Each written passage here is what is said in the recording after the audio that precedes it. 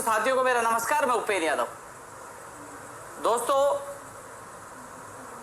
हालांकि जो फैसला लिया मैंने आप लोगों को अवगत कराया। मुझे भी दुख हुआ कि जिस संगठन को मैं 9 साल से लगातार सींच रहा हूं खून पसीने से, लेकिन शायद करीब 1-1.5 साल पहले मैंने अवगत करा दिया था कि मैं जुलाई में इस्तीफा दूंगा। जो जा चुकी जुलाई, उस जुलाई में मैंने इस्तीफा दे दिया था, शायद 1 जुलाई के बाद।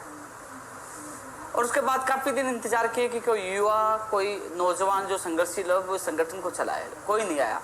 उसके बाद 4 मार्च को रविंद्र चौधरी को अध्यक्ष बनाया गया। और रविंद्र चौधरी को अध्यक्ष बनाने के बाद रविंद्र ने कहा कि मैं मामला इतना जानता नहीं, आप मुझे मार्गदर्शन के रूप में आप मेरा साथ देते रहे। तब मैं संयोजक, अस्थायी तौर पर मैं संयोजक बना था। पहली बार हमने अध्यक्ष के बाद संयोजक पद क्रिएट किया था। और अब वो लगातार संपर्क के साथ रहने, कई चीजें वो जान चुका है। तो दोस्तों, मुझे पता है कि अभी भी नीचे कमेंट भर्तियों को लेकर आएंगे, लेकिन दोस्तों जो फैसला लिया है, जो सोच समझ कर लिया है, और इसमें कई कारण है, मैं आप लोगों को बताना भी नहीं चाहता, क्योंकि सोशल मीडिया पर जो कोई व्यक्ति सीधी बात कहेगा लोग उसको उल्टी ले लेते हैं।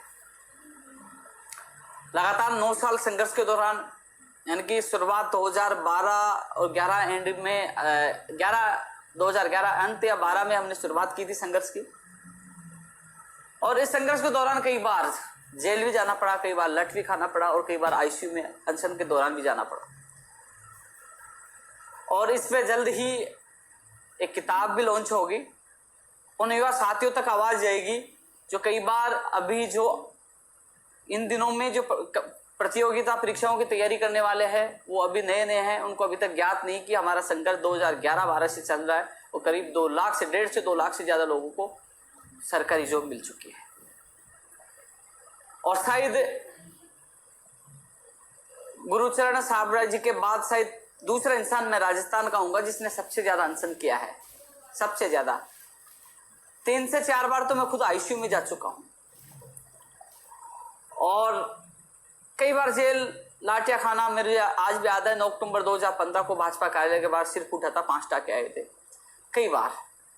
लेकिन मुझे कुछ इस बात की है कि सफलता ही मिली और 1.5 से 2 लाख लोगों को सरकारी जॉब मिली, और आप लोगों का प्यार मिला, मुझे सम्मान मिला, स्नेह मिला। आप लोगों ने विश्वास जताया, यानी कि बेरोजगार महासंघ अध्यक्ष पद पे लगातार 8 से 9 साल तक कार्य किया। असंतोष आपने देखा होगा कि लगातार कोई इतने दिन किसी कुर्सी पे रहता है तो असंतोष होता है उसके प्रति, लेकिन आपने देखा होगा कि काम की वजह से आप लोगों ने विश्वास किया और हर जगह मैं खरा उतरने की कोशिश किया। लेकिन दोस्तों, एक छोटी छोटी बातें कई बार दिल को चुभ जाती है। मैं चाहता हूं,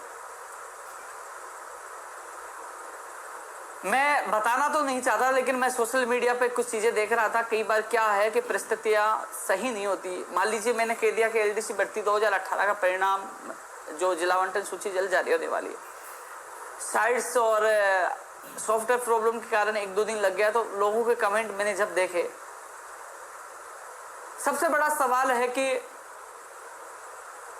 और भी अन्य संगठन बने हुए हैं, उन लोगों को एक मैसेज देना चाहूंगा मैं।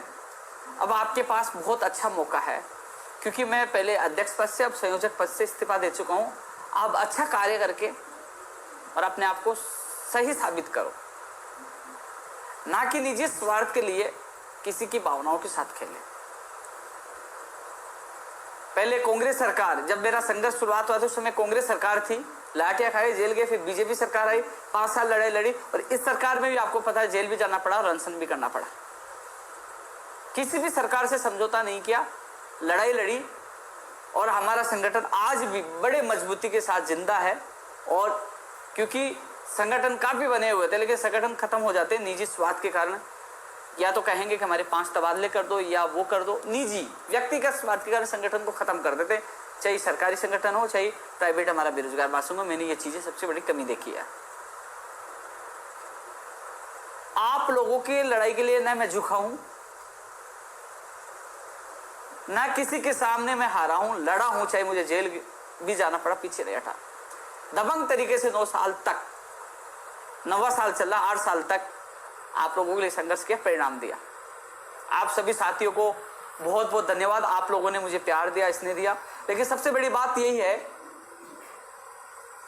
कि कुछ चीजें, कल जो मेरा लाइव था उसमें मैंने आप लोगों को बताया था कि मेरे सीएम सचिव साहब से बात कि जो लंबित तमाम भर्तियां हैं वो आप मुझे मेल करना। तो दोस्तों आप लोगों ने मुझे व्हाट्सअप किया, एक नंबर आपको व्हाट्सअप नंबर दिया, तो मैसेज मत करना, वो मेरे दोस्त के नंबर थे। मैंने वहां से और मैं उन डिटेल को मेरे लेटर पैड पर उसको टाइपिंग तो कहाँ करा पाऊंगा, लिखवा कर, और मैं खुद मेल करूंगा आप लोगों की समस्या सीएम साहब तक। और उसमें अब वे बता रहे हैं कि इस वीक या अगली वीक तक मीटिंग होगी उन लंबित भर्तियों को लेकर। तमाम भर्तियों की मैंने